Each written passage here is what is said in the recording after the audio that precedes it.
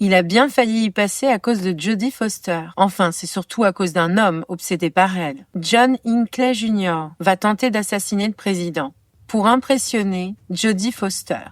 Et à l'époque, elle est étudiante à Yale. Et son obsession malsaine a bel et bien plongé l'actrice dans une tourmente. Hinckley était obsédée par Jodie Foster après l'avoir vue jouer dans le film Taxi Driver. Quand elle intègre l'université de Yale, lui déménage tout près, à New Haven, afin d'être plus proche d'elle. Et il commence à lui laisser des poèmes et des messages sous sa porte de sa chambre universitaire. Et son téléphone sonne de manière incessante et elle n'ose plus répondre. Dans une récente interview, l'actrice décrit cette période comme un cauchemar réveillé. Elle se sentait traquée, incapable de trouver la paix et chaque sonnerie était devenue une source d'angoisse. Le 30 mars 1981, Hinckley donc tire 6 coups sur le président Reagan lorsque celui-ci quitte l'hôtel Hilton à Washington. Aucune balle ne touche directement Reagan, mais la dernière balle rebondit sur le blindage de la limousine et touche Reagan en pleine poitrine. Les premières balles vont toucher l'attaché de presse James Brady, l'agent de police Thomas Delanty et un agent des services secrets Tim McCarthy.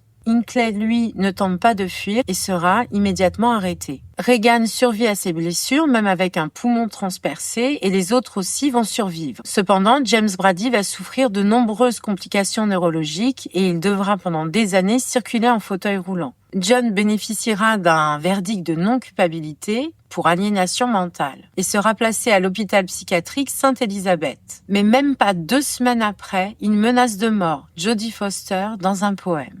Celui-ci sera même publié dans la presse avec une autre lettre où il demande à une femme de venir tuer Jodie Foster.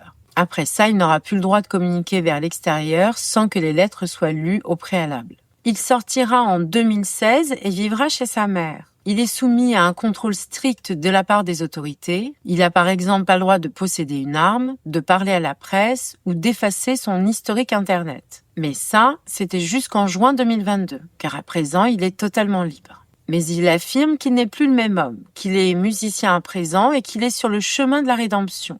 Il présente d'ailleurs un album nommé ainsi sur sa chaîne YouTube. Et il tente également de vendre des tableaux de chats.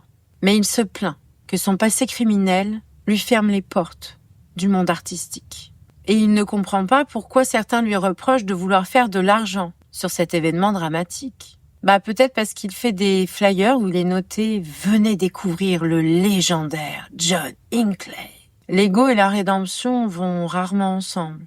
L'actrice est revenue récemment pour la première fois sur ce drame et a donné quelques détails. Je cite « Le monde s'est effondré à l'époque. Il y avait des agents des services secrets partout. J'avais des gardes du corps et je devais être emmenée au plus vite en lieu sûr. Et à l'époque, elle jouait une pièce de théâtre sur 2 week-ends.